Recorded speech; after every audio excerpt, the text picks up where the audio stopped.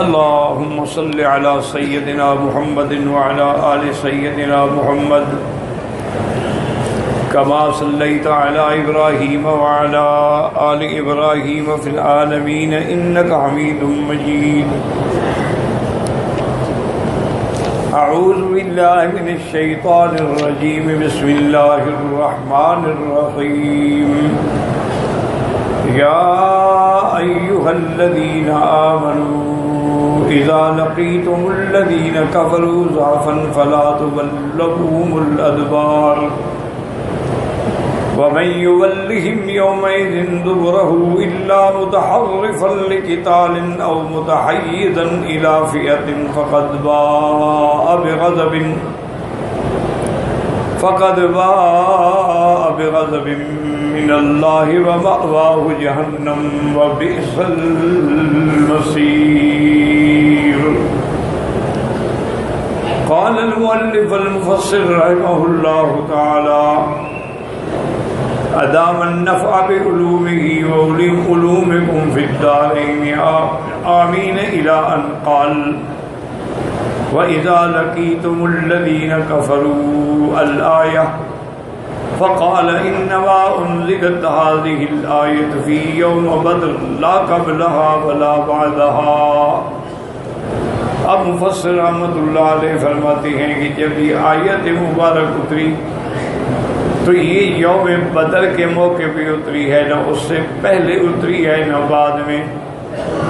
وقال الضحاك في قوله أو متحيزا إلى فئة.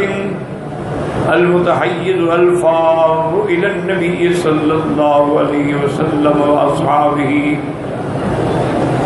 متحيزا إلى فئة کا معنی یہ ہے کہ وہ جنگ سے بھاگا، لیکن اس لیے کہ امیر المؤمنین کی دربار میں حاضر ہو، اللہ کے نبی اور صحابہ کے پاس آئے تاکہ ان کی طاقت سے پھر حملہ کرے.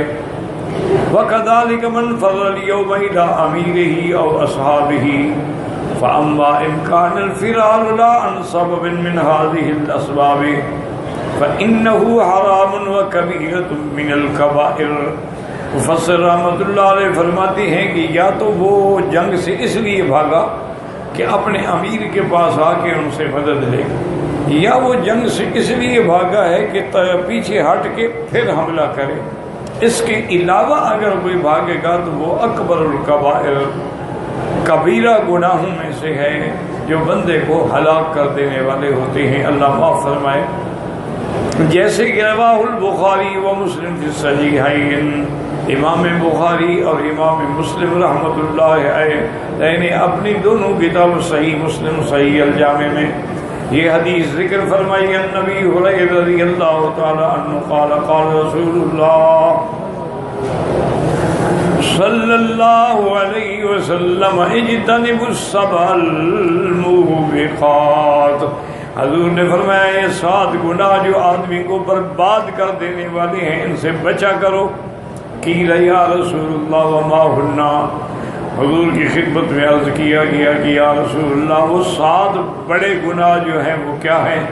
قال الشرک باللہ، سب سے پہلے اللہ کے ساتھ شریک کرنا، والسحر جادو کرنا یا کرانا، وقتل النفس التي حرم اللہ الا بالحق، کسی انسان کو ناحق قتل کرنا، واکل الربا سود کھانا، وَأَكْلَ مَالَ الْيَتِيمِ یتیموں کا مال کھانا، وَالتَّوَلِّي يَوْمَ الزَّحْفِ اور قتال والے دن پشت دکھا کے بھاگنا، وَقَذْفِ الْمُحْصِنَاتِ الْغَافِلَاتِ الْمُؤْمِنَاتِ پاک بیویوں پہ نعوذ باللہ زنا کی تہمت لگانا. یہ 7 ایسے گناہ ہیں، یہ بڑے گناہ ہیں کہ ان سے آدمی کی یعنی برباد ہو جاتا ہے دنیا میں بھی اور آخرت میں بھی. تو ان 7 کبائر سے ہر لحاظ سے بچا کریں. اس لیے قرآن نے والذین اجتنبوا الکبائر والفواحش الا اللمم، جو آدمی کبائر سے بچ جائے، فواحش سے بچ جائے، چھوٹے گناہ ہو جائیں تو اللہ معاف فرما دیتے ہیں. اس لیے بعض علماء فرماتے ہیں کہ اگر وہ کبائر سے نہیں بچتا ہے تو پھر اس کے چھوٹے گناہوں کی معافی بھی نہیں ہوگی.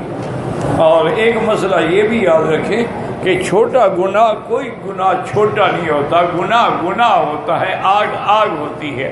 اسی لیے حضور صلی اللہ علیہ وسلم نے فرمایا تھا کہ یا عائشہ ایاکی و محقرات الذنوب، خبردار گناہوں کو چھوٹا نہ سمجھنا، ہمیشہ آگ چھوٹی لکڑیوں سے جلائی جاتی ہے، یہی چھوٹے چھوٹے جو ہے یہی تو بڑے بن جاتے ہیں۔ اس لیے محاورات عرب کے اندر علماء کہتے ہیں کہ لا صغیرۃ مع الاصرار ولا کبیرۃ مع الاستغفار، کہ اگر آدمی نے صغیرہ گناہ کیا لیکن پھر کیا تو وہی کبیرہ بن جاتا ہے۔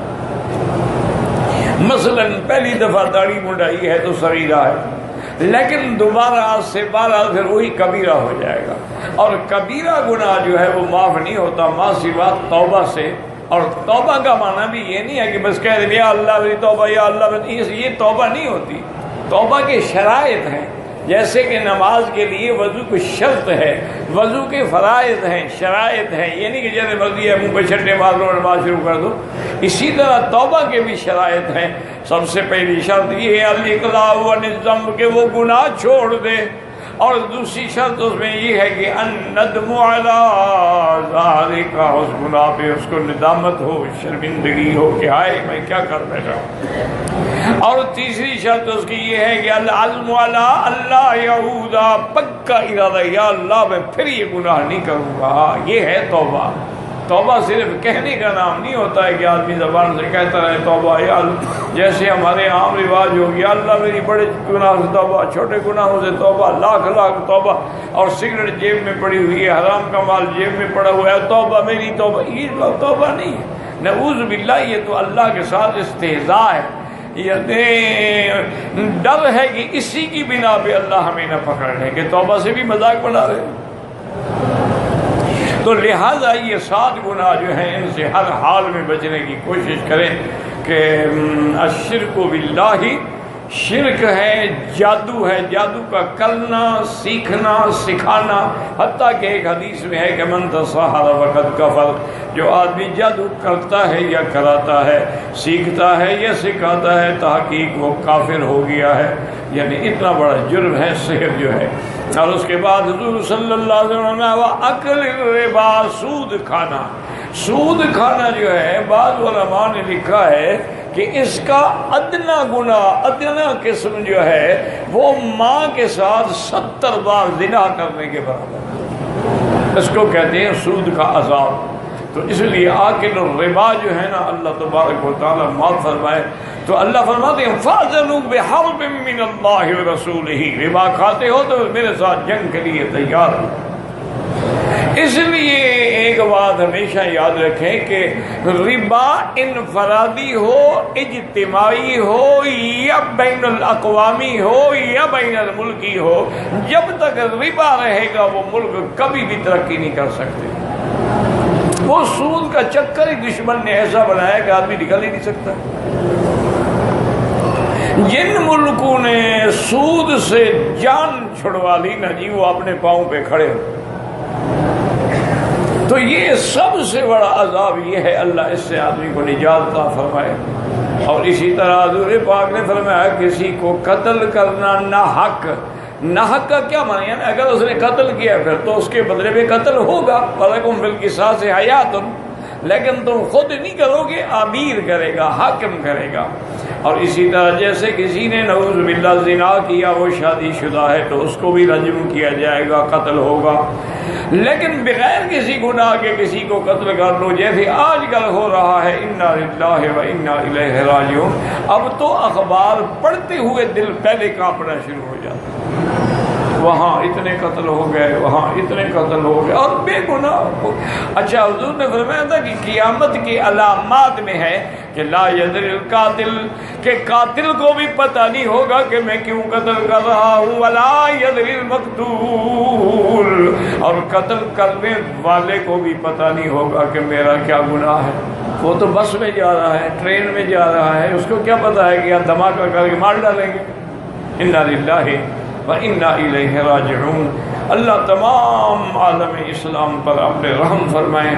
اصل میں ہماری گناہوں کی وجہ سے ہی اللہ کی عذاب اللہ تبارک و تعالیٰ سے توبہ کریں، استغفار کریں، اللہ کی طرف رجوع کریں، اللہ کے ذکر کے ساتھ دل لگائیں گے تو انشاءاللہ پھر یہ مسائل حل ہو سکتے ہیں۔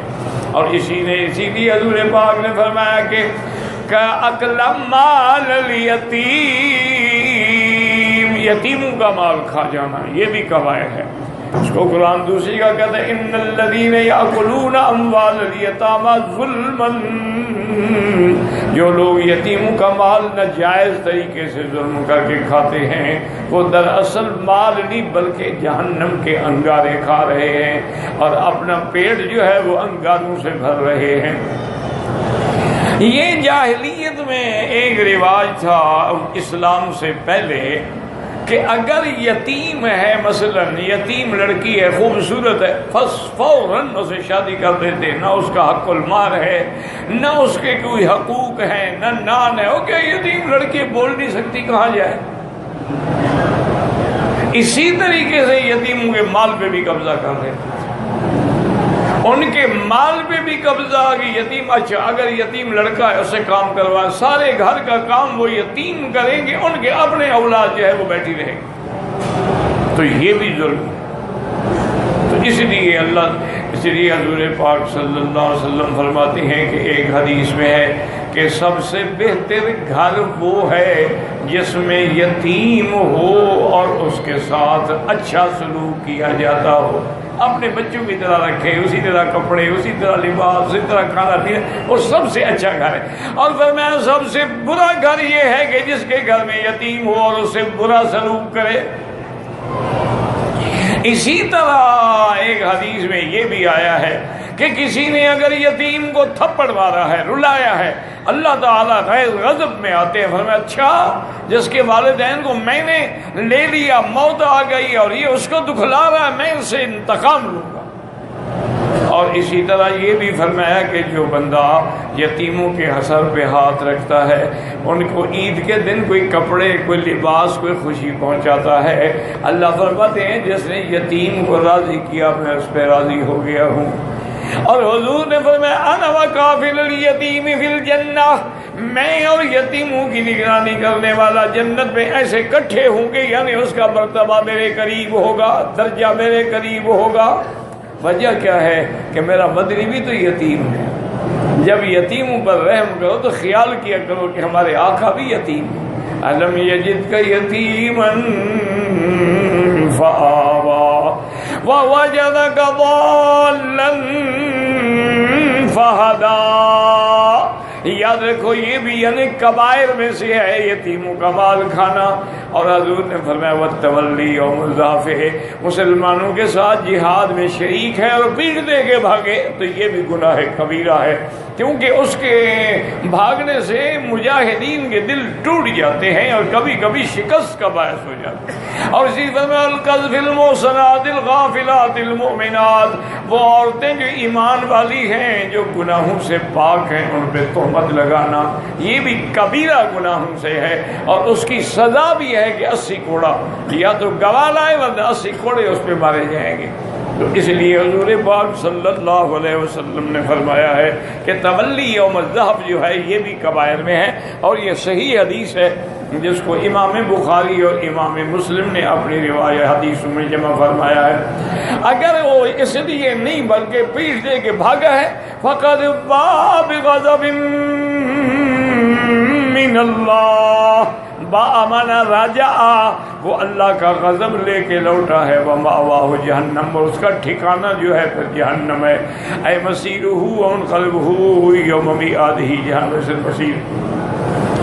وقال الامام محمد حدثنا زكريا عن هدي حدثنا عبد الله بن عمر الرقي عن زيد بن ابن ابي انيس حدثنا جبلة بن صخيم عن ابي المثنى العبدي سمعت السدوسي عن ابن الخصاصية وهو بشير بن معد سعد قال اتيت النبي صلى الله عليه وسلم لواءه فاشترط على شهادة ان لا اله الا الله وأن محمدا عبده ورسوله وأن أقم الصلاة وأن أؤدي الزكاة وأن حجة الإسلام وأن أصوم شهر رمضان وأن أجاهد في سبيل الله. فقلت يا رسول الله ما اثنتان فوالله لا أطيقهما الجهاد فإنهم زعموا أنه من ولى الدبر فقد باء بغضب من الله فأخاف إن خشعت ولا خشيت على نفسي وكرهت الموت والصدقة فوالله ما لي ولا غنيمة غنيمة وأشر زودهن رسل أهلي وحمولتهم. فقبل رسول يده ثم حرك يده ثم قال لا جهاد ولا صدقة فبم تدخل الجنة إذن.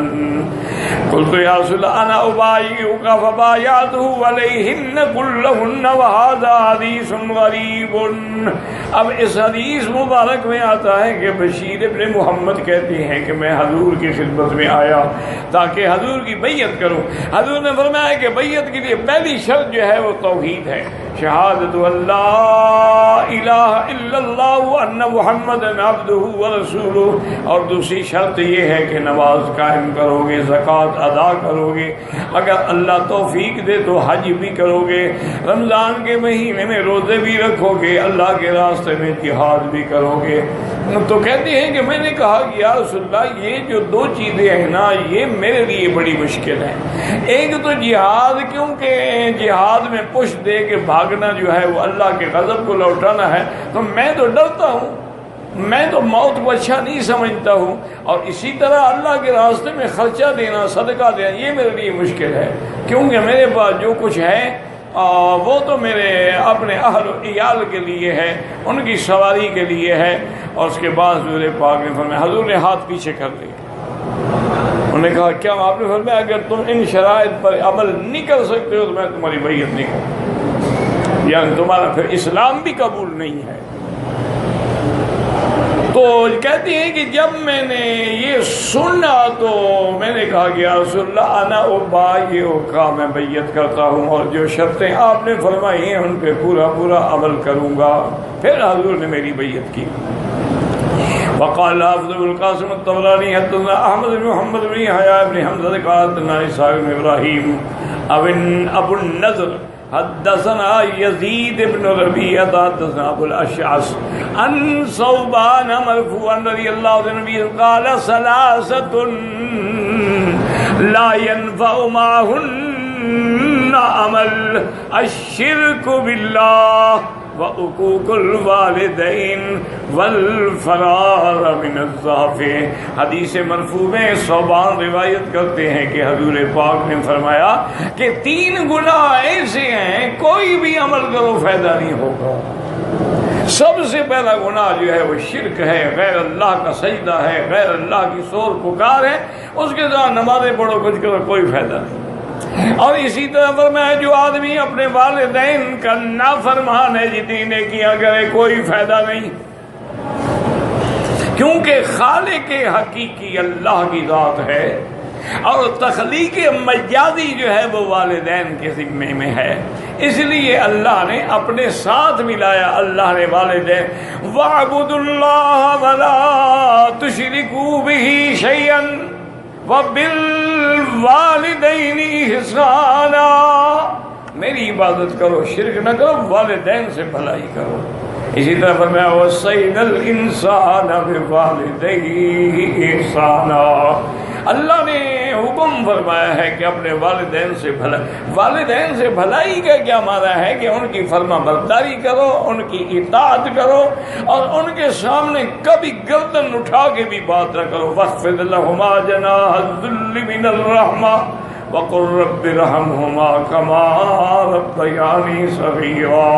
اور اگر فوت ہو جائیں تو ان کے لیے دعائیں کرو، اللہ تعالیٰ سے ان کے لیے رحمت مانگو، والدین کے لیے صدقہ کرو، خیرات کرو، مسجدیں بناؤ، مدرسے بناؤ، ایسے کام کرو کہ ان کو ہمیشہ ثواب ملتا رہ جائے.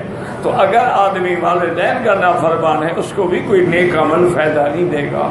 اور فرمایا جو آدمی جنگ میں جہاد میں پیٹھ دے کے بھاگ جائے اس کو بھی پھر کوئی نیک عمل فائدہ نہیں دے گا۔ وقال الطبراني أيضا حدثنا عباس بن مقاتل الاسقاطي قال حدثنا موسى بن إسماعيل قال حدثنا حفص بن عمر الصبي قال حدثنا عمرو بن مرة قال سمعت بلال بن يسار بن زيد مولى رسول الله قال سمعت أبي يحدث عن جدي قال قال رسول الله، میں نے اپنے باپ سے سنا اور میرے باپ نے اپنے باپ سے یعنی میرے دادے سے روایت کی ہے، من قال استغفر اللہ الذی لا الہ الا هو واتوب الیہ غفر له وان كان قد فر من الضعف، یعنی جس نے توبہ کر لی استغفار کر دیا چاہے کتنا بڑا گناہ ہو تو اللہ تبارک و تعالی معاف کر دیتے ہیں۔ اسی لیے ایک صحیح حدیث میں آتا ہے کہ ابلیس لعین نے مردود مرجوم نے کہا تھا اللہ تعالیٰ کے سامنے کہ یا اللہ فبعزت کا، مجھے تیری عزت و جلال کی قسم ہے، لأغوینہم اجمعین، میں تیرے سارے بندوں کو گمراہ کر ڈالوں گا، ثم لآتینہم من بین ایدیہم ومن خلفہم وعن ایمانہم وعن شمائلہم ثم لا تجد اکثرہم شاکرین، میں ان کو آگے حملہ کروں گا، پیچھے حملہ کروں گا، دائیں حملہ کروں گا، بائیں حملہ کروں گا، یعنی ان کو اتنا گناہوں میں ڈالوں گا کہ وہ نہیں بچ سکیں گے۔ میں سب کو ہاں تیرے کوئی چند بندے مخلص جو ہیں چنے ہوئے جو ہیں وہ بچ جائیں ورنہ نہیں بچیں گے۔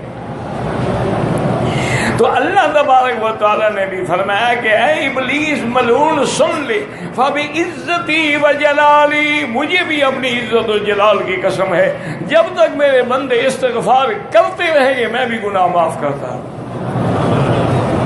استغفار ایک ایسی نعمت ہے، ایسی نعمت ہے کہ اس جیسی نعمت کوئی دنیا میں نہیں ہے، بس اسی کی کثرت کرو، استغفر اللہ الذی لا الہ الا هو الحی القیوم واتوب الیہ۔ اور دل میں یہ تصور ہو کہ مولا اگر آپ بھی مجھے نہ بخشے تو میں کہاں جاؤں، مالی سوا کری لبابک حیلۃ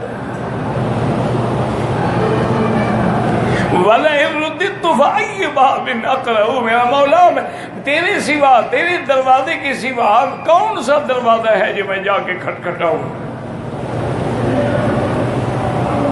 إِن كَانَ لَا يَرْجُوكَ إِلَّا مُحْسِنًا فَالْمُذْنِبُ الْعَاصِي إِلَىٰ مَن يَرْجِعُ، اللہ کا تجھ سے صرف نیک بندے ہی مانگ سکتے ہیں تو میں گناہگار کہاں جاؤں، میں کس کے دروازے پہ جاؤں۔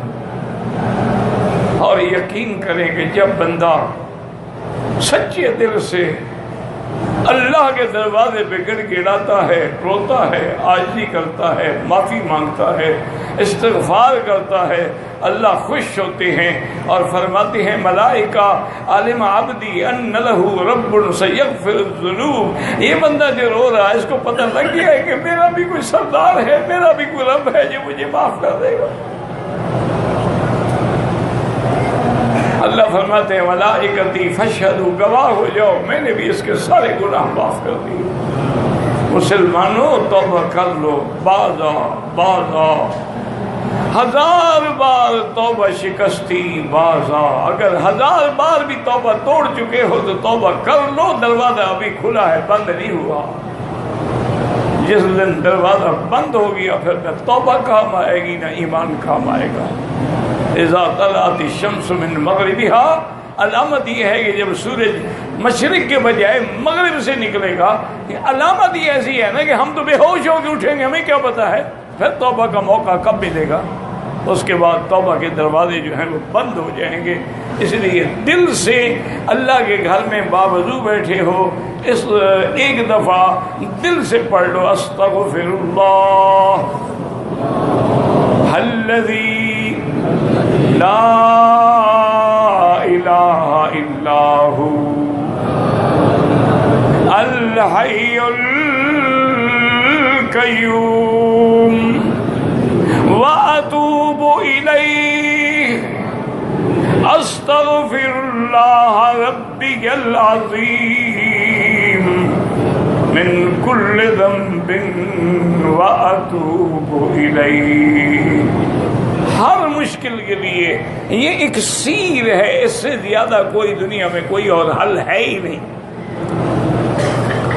اس کے بعد فرماتے ہیں وَأَخْرَجَهُ التِّرْمِذِيُّ رحمہ اللہ عن البخاری عن موسیٰ بن اسماعیل ابی وقال غریب لا نعرف الا من هذا وقلت ولا يعرف ذات المولى النبي صلى الله عنه سوى وقد ذهب ذاهبون على ان الفرار انما كان حراما على الصحابة لانه كان فرض عين عليهم. اور بات کہتی ہیں کہ جنگ سے بھاگنا جو ہے یہ صرف صحابہ کے لیے حکم تھا کیونکہ اس وقت جہاد فرض تھا. تو اس کے بعد فرماتی ہیں کہ ان کے لیے یہ خاص تھا وکیل الانصار خاصۃ لانہم بایعوا علی السمع والطاعۃ بالمنشد والمکرہ، کہ یہ حکم انصار کے لیے تھا جنہوں نے بیعت کی تھی حضور پاک کی کہ ہم ہر حال میں اطاعت کریں گے.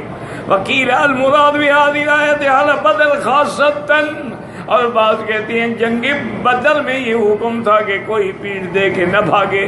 رواہ آزاد عمر و ابن عمر بن باز ابی سعید نافع مولا ابن عمر سعید بن جبیر حسن بصری و اکرم وقتادہ وذاک غیر محجت فی هذا انہم لم تکن اصابۃ لا شوکۃ یفیئون الیہا الا اصابتہم، چونکہ اور تو کوئی جماعت ہی نہیں تھا کس کی طرف لوٹتے. اس لیے حضور نے کہا تھا اللہم ان تہلک هذه الاصابۃ لا توبت فی الارض ابدا. ولہذا قال عبداللہ مبارک مبارک فضات بھی قال میوم یوم زندورو کا ذالک یوم بدر، یہ خاص بدر کے لیے. واما اليوم فان هذا الى فئة او مثل حسبك ولا باس عليه. وقال ابن مبارک ايضا ان ابن حيث حدثني يزيد بن ابي حبيب قال اوجب الله تعالى لمن فر يوم بدر النار، یہ اسی دن کے لیے ہے. ومن يظلم يوم ذنوب الا متحرفا لقتال متحيزا في باب غضب من الله. فلما كان يوم احد بعد ذلك قال ان الذين تولوا منكم يوم التقى الجمعان الى قوله ولقد عفا الله عنهم ثم كان يوم حنين ب7 سنين قال ثم وليتم مدبرين ثم يتوب الله من بعد ذلك على من يشاء. وفي سنن ابي داود والنسائي وصدق الحاكم وتفسير جرير المردود من حديث داود ابي هند ابي النضر بن سعيد انه قال في هذا من يعلم يومئذ دبره انما انزلت في اهل بدر. وهذا كله لا ينفي ان يكون الفرار من الذهب حراما على غير اهل بدر وان كان سبب النزول الآية فيهم كما قال عليه حديث ابي هريرة المتقدم من ان الفرار من الذهب من الموبقات كما هو مذهب الجماهير والله اعلم. دعا کریں اللہم انصر الاسلام والمسلمین، اللہم وحم حوزة الدین، اللہم اذل الشرک والمشرکین.